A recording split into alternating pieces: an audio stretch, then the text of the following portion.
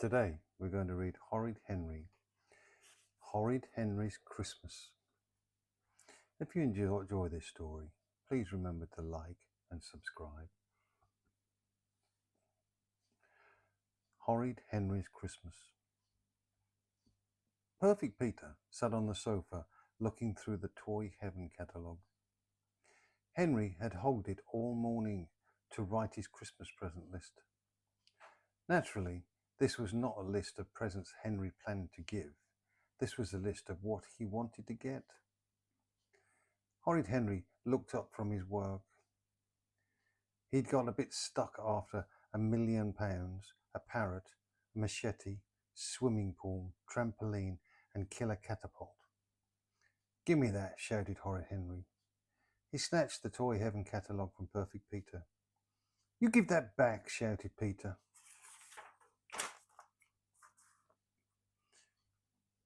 "It's my turn," shouted Henry. "You've had it the whole morning," shrieked Peter. "Mum!" "Stop being horrid, Henry," said Mum, running in from the kitchen. Henry ignored her. His eyes were glued to the catalogue. He'd found it, the toy of his dreams, the toy he had to have. "I want a boom boom basher," said Henry. It was a brilliant toy which crashed into everything. An ear-piercing siren wailed all the while, plus all the trasher attachments. Just the thing for knocking down Perfect Peter's marble run. "I've got to have a boom boom basher," said Henry, adding it to his list in big letters. "Absolutely not, Henry," said Mum. "I will not have that horrible noisy toy in my house." "Oh, come on," said Henry. "Please." Dad came in. "I want a boom boom basher for Christmas," said Henry. "No way," said Dad. "Too expensive." "You are the meanest, most horrible parents in the whole world," screamed Henry, "and I hate you. I want a boom boom basher." "That's no way to ask, Henry," said Perfect Peter. "I want doesn't get." Henry lunged at Peter. He was an octopus squeezing the life out of his helpless fish, trapped in his tentacles. "Help!" spluttered Peter. "Stop being horrid, Henry, or I'll cancel the visit to Father Christmas," shouted Mum. Henry stopped. The smell of burning mince pies drifted into the room. "Ah, my pies!" shrieked Mum. "How much longer are we going to have to wait?" whined Henry. "I'm sick of this." Horrid Henry, Perfect Peter, and Mum were standing near the end of a very long queue, waiting to see Father Christmas. They had been waiting for a long time. "Oh, Henry, isn't this exciting?" said Peter. "A chance to meet Father Christmas. I don't mind how long I have to wait." "Well, I do," snapped Henry. He began to squirm his way through the crowd. "Hey, stop pushing," shouted Dizzy Dave. "Wait your turn," shouted Moody Margaret. "I was here first," shouted Lazy Linda. Henry shoved his way in beside Rude Ralph. "What are you asking Father Christmas for?" said Henry. "I want a boom boom basher." "Me too," said Ralph. "And a goose shooter." Henry's ears pricked up. "What's that?" "It's really cool," said Ralph. "It splatters green goo over everything and everybody." "Yeah," said Horrid Henry, as Mom dragged him back to his former place in the queue. "What do you want for Christmas, Graham?" asked Santa. "Sweets," said Greedy Graham. "What do you want for Christmas, Bert?" asked Santa. "I dunno," said Beefy Bert. "What do you want for Christmas, Peter?" asked Santa. "A dictionary," said Peter. "Stamps, seeds, a geometry kit, and some cello music, please." "No toys?" "No, thank you," said Peter. "I have plenty of toys already." "Here's a present for you, Santa," he added, holding out a beautifully wrapped package. "I made it myself." "What a delightful young man," said Santa. Mum beamed proudly. My turn now, said Henry, pushing Peter off Santa's lap. And what do you want for Christmas, Henry? Asked Santa. Henry unrolled his list. I want a boom boom basher and a goose shooter, said Henry. Well, we'll see about that, said Santa. Great, said Henry. When grown-ups said, we'll see, that almost always meant yes. It was Christmas Eve. Mum and Dad were rushing around the house, tidying up as fast as they could. Perfect Peter was watching a nature program on TV. I want to watch cartoons, said Henry. He grabbed the clicker and switched channels. I was watching the nature program, said Peter. Mum! Stop it, Henry, muttered Dad. Now, both of you, help tidy up before your aunt and cousin arrive. Perfect Peter jumped up to help. Horrid Henry didn't move. Do they have to come, said Henry.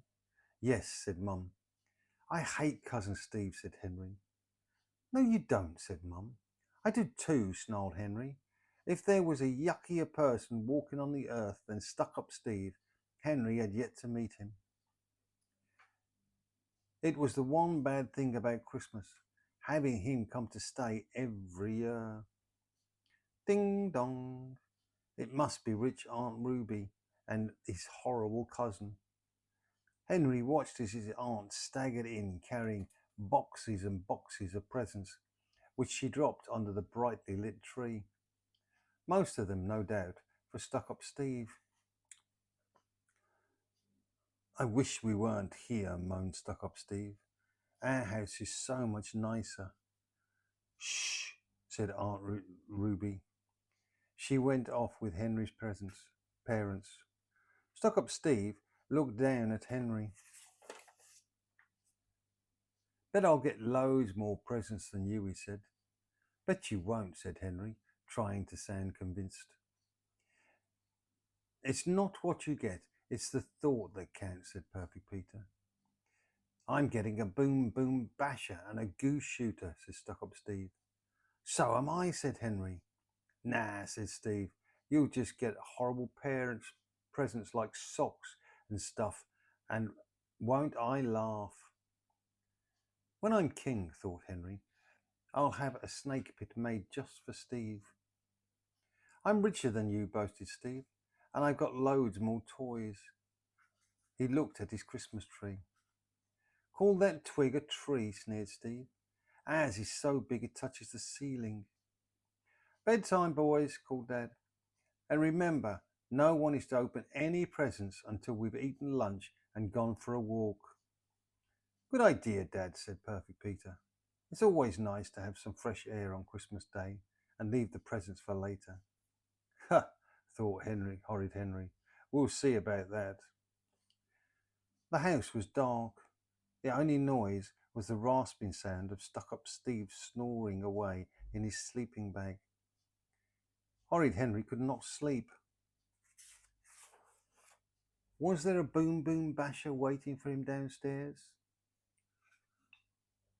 He rolled over onto his side and tried to get comfortable.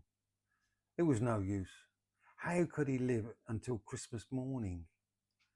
Horrid Henry could bear it no longer. He had to find out if he'd been given a boom boom basher. Henry crept out of bed, grabbed his torch, stepped over Stuck-Up Steve, resisting the urge to stomp on him, and sneaked down the stairs. Creak went the creaky stairs. Henry froze. The house was silent. Henry tiptoed into the dark sitting room. There was the tree, and there were all the presents. Loads and loads and loads of them. Right, thought Henry, I'll just have a quick look for my boom boom basher and then get straight back to bed. He seized a giant package. This looked promising. He gave it a shake. Thud, thud, thunk. This sounds good, thought Henry. His heart leapt. I just know it's a boom boom basher. Then he checked the label. Merry Christmas, Steve. Rats, thought Henry. He shook another temptingly shaped present. Merry Christmas, Steve, and another. Merry Christmas, Steve, and another, and another. Then Henry felt a small, soft, squishy packet. Socks for sure. I hope it's not for me, he thought. He checked the label. Merry Christmas, Henry. There must be some mistake, thought Henry. Steve needs socks more than I do. In fact, I'd be doing him a favour giving them to him. Switch. It was the work of a moment to swap labels. Now, let's see, thought Henry. He eyed a goose shooter-shaped package with Steve's name on it, then found another definitely book-shaped one, intended for himself. Switch. Come to think of it, Steve had far too many toys cluttering up his house.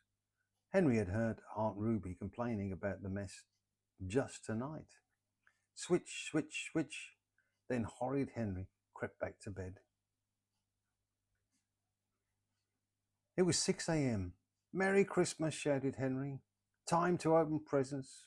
Before anyone could stop him, Henry thundered down the stairs. Stuck-up Steve jumped up and followed him. Wait, shouted Mum. Wait, shouted Dad. The boys dashed into the sitting room and flung themselves upon the presents. The room was filled with shrieks of delight and howls of dismay as they tore off the wrapping paper. Socks, screamed Stuck-up Steve. What a crummy present. Thanks for nothing.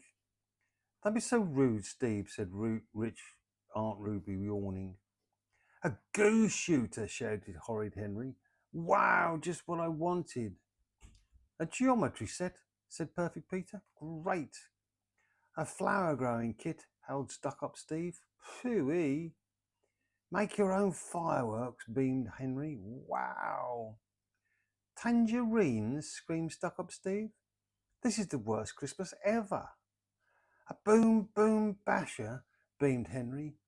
Gee, thanks. Just what I wanted. Let me see that label, snarled Steve. He grabbed the torn wrapping paper. Merry Christmas, Henry, read the label. There was no mistake. Where's my boom, boom, basher, screamed Steve. It must be in there somewhere, said Aunt Ruby. Ruby, you shouldn't have bought one for Henry, said Mum, frowning. I didn't, said Ruby.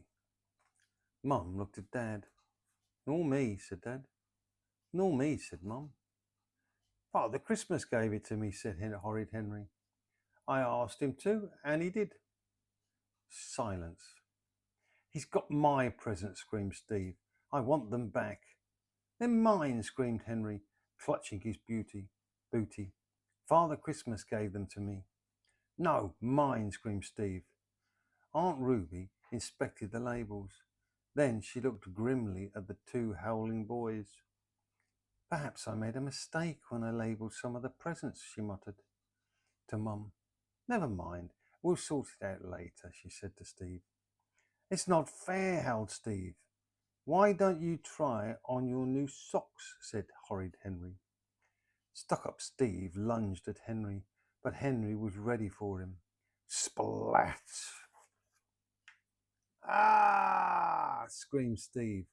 Green glue dripping from his face and clothing and hair. Henry! Screamed Mum and Dad. How could you be so horrid? Boom, boom, crash, Nina, Nina, woo, woo, woo. What a great Christmas, thought Henry, as his boom, boom basher knocked over Peter's marble run. Say goodbye to Aunt Ruby, Henry, said Mum. She looked tired. Rich Aunt Ruby and Steve had decided to leave a little earlier than planned. Goodbye, Aunt, said Henry. Goodbye, Steve. Can't wait to see you next Christmas. Actually, said Mum, you're staying the night next month. Uh-oh, thought horrid Henry.